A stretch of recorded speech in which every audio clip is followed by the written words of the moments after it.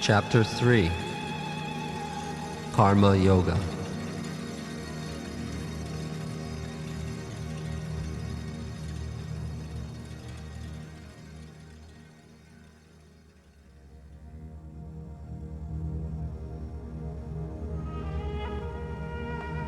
Arjuna replies, "O Keshava, why do you want to engage me in this ghastly war, if you think that intelligence fixed in devotion is superior to fruitive work?"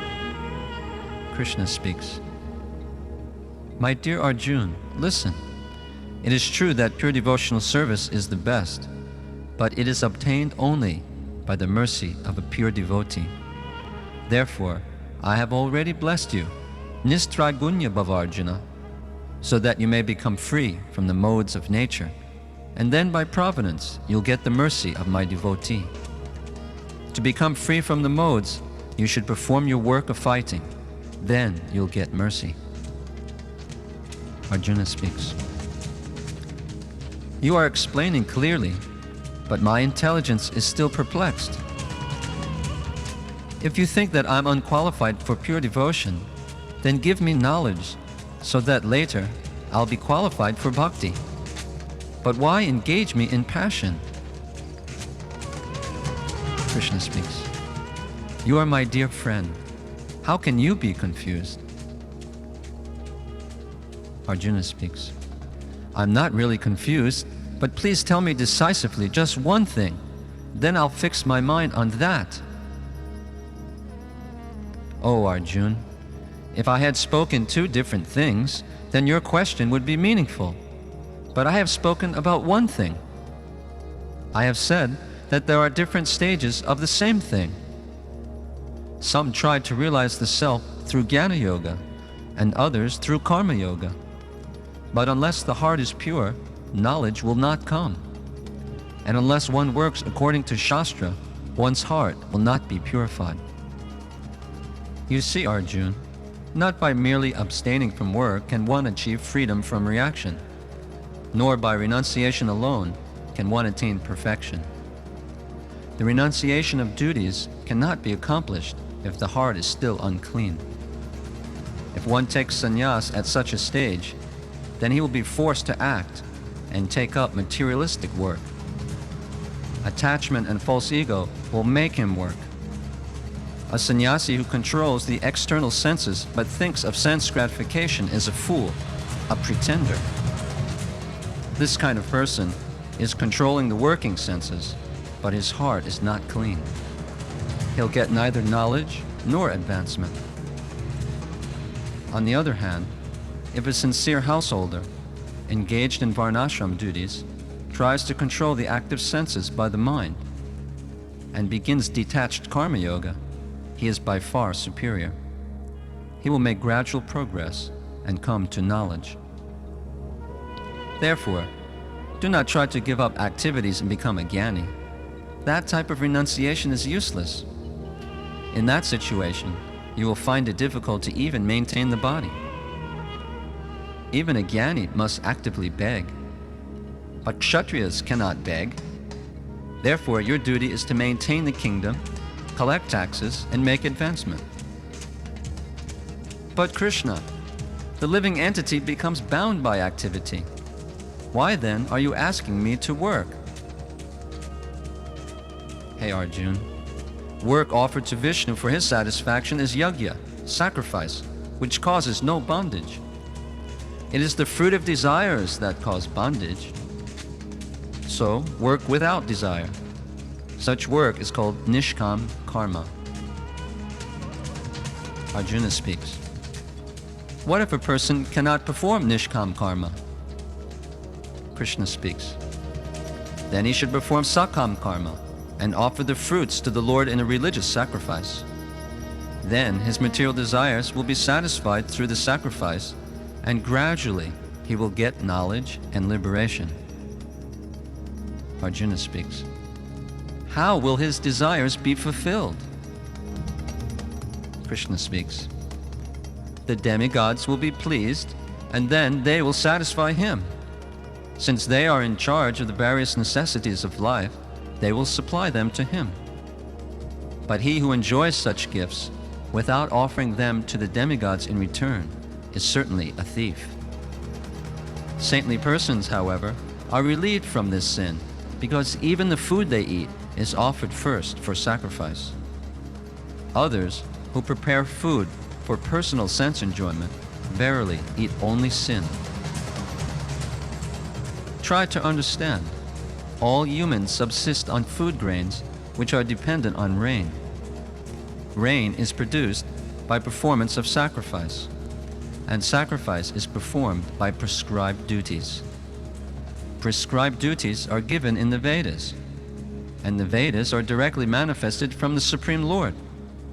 Therefore, the Supreme Lord is eternally situated in acts of sacrifice. Hey Arjuna, one who does not follow the system of Vedic sacrifice certainly leads a life of sin. Concerned only for the satisfaction of his senses, such a person lives in vain. But for one whose aim of life is self-realization, there is no duty, because his heart is like a clean mirror. Such a self-realized person has no purpose to fulfill in the discharge of his prescribed duties, nor has he any reason not to perform such work, nor has he any need to depend on any other living being. For him, there is no need to satisfy the demigods, nor fear obstacles from them. The demigods sometimes become envious of the increased knowledge in the Jnani. But even a demigod's weapon of beautiful Apsara women cannot disturb such a person. A self-realized person does not need to work, but you are not on that platform, Arjuna. You are not qualified to act like a Jnani, nor are you overly attached. Therefore, you must do your prescribed duties without attachment to the results. That is Nishkam Karma. Then you will become liberated and see the soul. Arjuna speaks. Are there any examples of persons who acted in this way? Krishna speaks. Yes, kings such as Janak attained perfection solely by performance of prescribed duties. Arjuna speaks. But I feel that I'm already on the Jnana platform, so why should I work? Krishna speaks. Even if you are, you should perform your duty for the sake of educating the people in general. Set the example. Otherwise, foolish people will imitate you. They will renounce work and fall down. They will consider that they are like you. But if you fight, it will help the common people follow Shastra. Whatever action a great man performs, common men follow. Hey Partha, there is no work prescribed for me within all the three worlds, nor am I in want of anything, and yet I am engaged in prescribed duties. I am the Supreme Lord, and I have appeared in the Yadu dynasty. Still, if I am careless about Shastric rules, everyone will follow my example and fall down. If I did not perform work, then all people would follow my path. I would be the cause of creating unwanted population, and that would destroy the peace of all beings. Try to understand this, Arjuna. As ignorant men perform their duties with attachment to the results, the learned may also act, but without attachment, for the sake of leading people on the right path. Because the hearts of those attached to work are not pure, giving up work will not purify them, but degrade them. Rather, they should be told to work, but without attachment to the results. Arjuna speaks. But Narada told Vyasadeva that, "You've made people work, but you haven't explained the goal of life, only working in Varnashram." Krishna speaks. Narada spoke about devotion. I am speaking about knowledge. To engage in devotion, it is not necessary to first purify one's heart. I am speaking on a different topic, so there is no contradiction, Arjuna. Arjuna speaks. If people in knowledge and people in ignorance both work, then what is the difference? Hey Arjuna, the person bewildered by the influence of false ego thinks himself the doer of activities, but one in knowledge sees that activities are actually carried out by the modes of nature. One who is in knowledge of the absolute truth does not engage himself in sense gratification, because he knows the difference between devotional work and fruitive work. But the ignorant who are bewildered by the modes of nature engage themselves in material activities and become attached. However, the wise should not unsettle them, although these duties are inferior. Therefore, Arjuna, just like a servant works for a king, surrender all your work unto me with full knowledge of me, but act without thinking that you are the doer. As a king orders his servant, I am ordering you to fight and accept the kingdom, but do so on the spiritual platform. Anyone who follows me faithfully, without envy, will definitely become liberated. But those who, out of envy, do not have faith in these teachings and do not follow them, become lost. Arjuna speaks. You are the Supreme Lord, and your opinion is given in Shastra. People know that they will go to hell if they do not follow. So why do they not follow? Krishna speaks. Even a man of knowledge acts according to his own nature, for everyone follows the nature he has acquired from the three modes. Arjuna speaks. Nature is very powerful, Krishna. Even one in knowledge is controlled by it, as you yourself have just said. But you are like a king, so why don't you make a law which everyone will fear and obey? Krishna speaks. What you're saying is reasonable, but it won't help, because people are controlled by their senses and will break the Shastric laws just as they break state laws. Even though a person may have knowledge of the results, he will still perform sins, misguided by his own nature. That will cause him great problems, and he will go to hell. Then what is the solution, Krishna? As I said, Arjuna, Nishkam karma will purify one's material desires, not repress them. What can repression accomplish? But if one's heart is very dirty, one cannot even engage in Nishkam karma. This kind of person is difficult to change, but even he can improve by associating with a pure devotee like Narada Muni. If everyone is controlled by nature, Krishna, then the rules and regulations of Shastra are useless. No, Arjuna. The knowledge-gathering senses are attached to mundane things and averse to scriptural injunctions. One who desires ultimate benefit should not become controlled by the senses, which are like thieves on a journey. Since time immemorial, people have engaged in mundane activities and have developed attachment to material things. This attachment causes hatred of devotional life and pulls them to mundane life. Shastra tries to switch this attachment and aversion by engaging one on the proper path to guide oneself.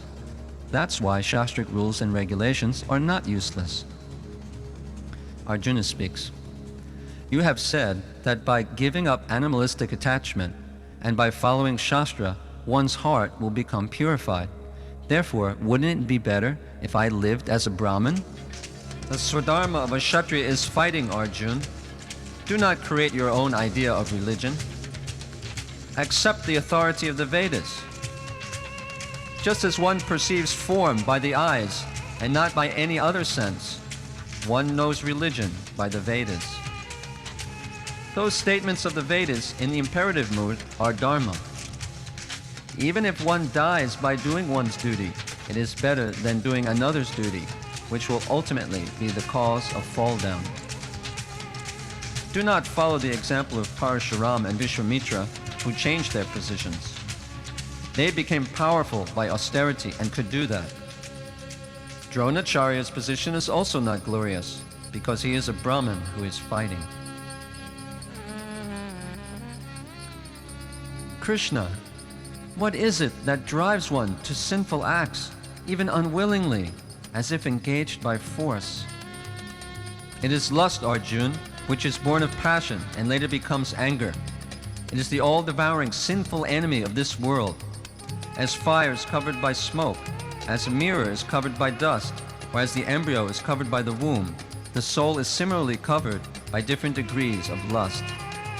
A wise person's pure consciousness becomes covered by his eternal enemy in the form of lust, which is never satisfied and burns like fire The senses, mind, and intelligence are the sitting places of this lust. Through them, lust covers the real knowledge of the soul and bewilders him. Therefore, Arjun, start by controlling the senses, which are the easiest of the three to control. One's mind may still be attracted, but one can control the senses. Mind control will come later. Lust is very, very sinful, and it causes one to act despicably, so it should be destroyed at any cost. But how can one do that, Krishna? The working senses are superior to dull matter. Mind is higher than the senses. Intelligence is still higher than the mind. And the soul is even higher than the intelligence. Thus, knowing oneself to be transcendental to the senses, mind, and intelligence, Arjun, one should steady the mind by deliberate spiritual intelligence directed towards one's pure identity. Thus, by spiritual strength, conquer this insatiable enemy known as lust.